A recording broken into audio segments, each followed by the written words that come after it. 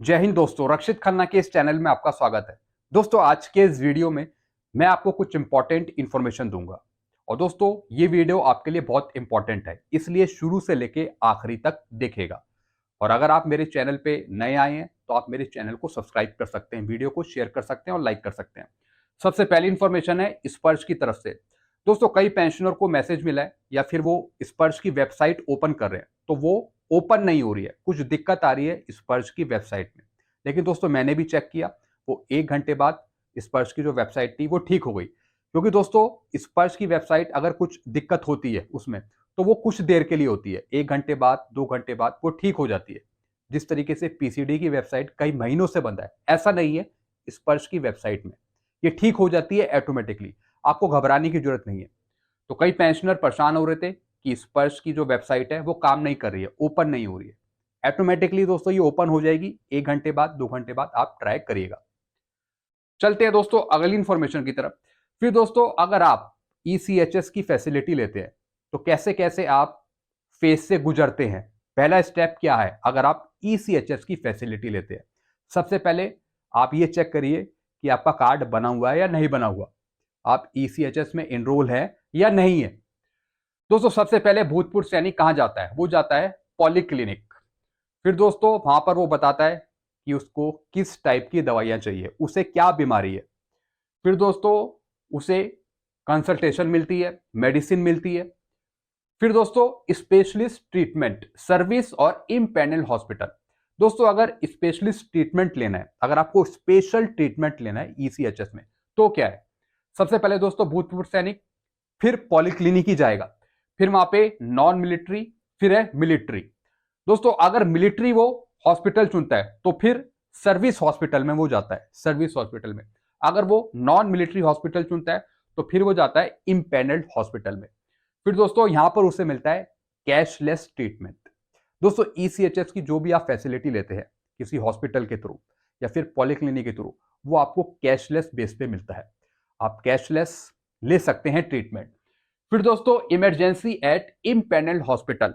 कई पेंशनर कहते हैं कि मेरी तो इमरजेंसी है, मैं किसी इम्पैनल हॉस्पिटल में नहीं जाना चाहता क्योंकि वहां की सुविधाएं बेहतर नहीं है, मैं किसी नॉन इम्पैनलमेंट हॉस्पिटल में जाना चाहता हूं, किसी प्राइवेट उसमें, क्योंकि वहां पर अच्छी फैसिलिटी है। तो दोस्तों तब क्या प्रोसीजर है? सबसे पहले दोस्तों जो भूतपूर्व सैनिक है वो इम्पैनल हॉस्पिटल में जाएगा कैशलेस ट्रीटमेंट लेने, क्योंकि दोस्तों ये भी सुविधाएं कैशलेस है।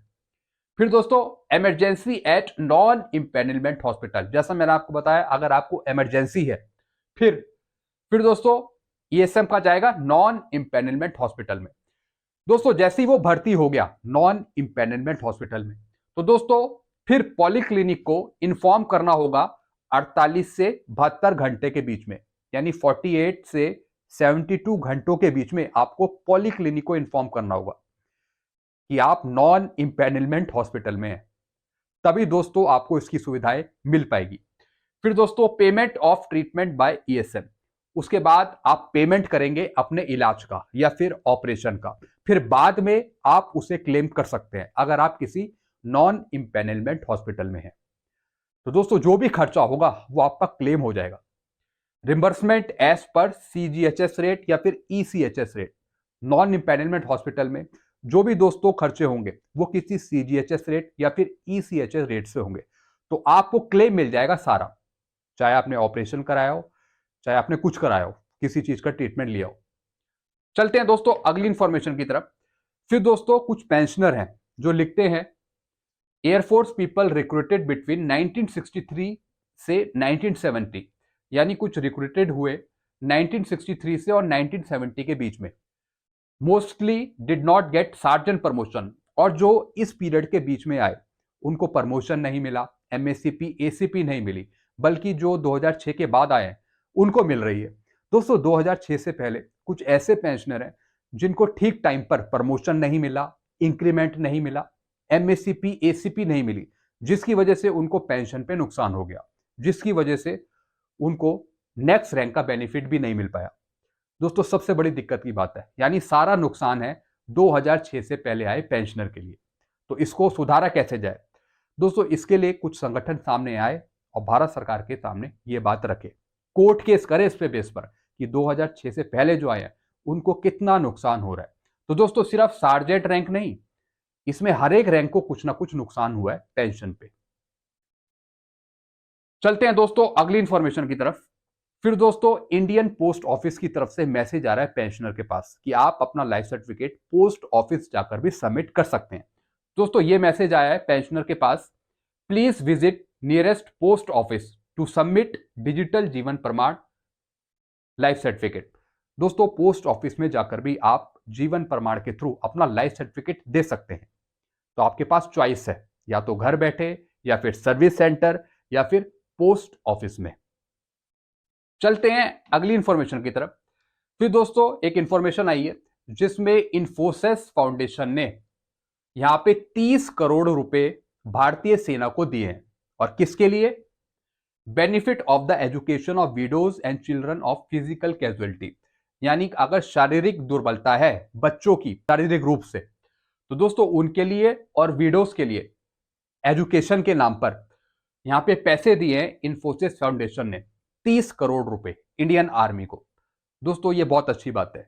इन्फोसिस मानवीय कंपनी है और अगर वो भारतीय सेना में कुछ पैसा लगा रही है भूतपूर्व सैनिकों के बच्चों के लिए, एम्प्लॉय के बच्चों के लिए, वीडियोस के लिए, ये सबसे बड़ी बात है।